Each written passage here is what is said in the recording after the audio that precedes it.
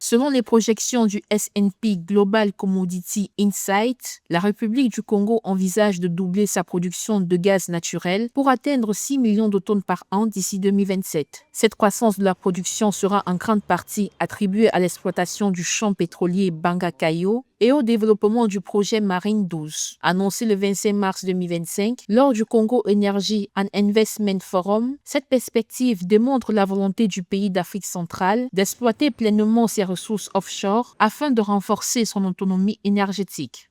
La diversification des hydrocarbures est l'un des challenges du Congo parce que le pays a été très dépendant du pétrole et il est question maintenant de diversifier les sources de revenus telles que le gaz naturel pour réduire le gap de manque d'énergie. Le champ pétrolier de Banga-Kayo prévoit sur une durée de 25 ans une production cumulée de 30 milliards de mètres cubes repartis en 4 phases pour répondre à la demande. Parallèlement, le projet Marine 12 devrait produire 2,4 millions de tonnes métriques de gaz naturel liquéfié GNL par an en 2025. Le pays a donc des options, celle d'augmenter la production de gaz naturel et celle de rentabiliser cette production pour l'utiliser à des fins énergétiques et relancer les secteurs productifs et de transformation. C'est un grand défi pour le Congo.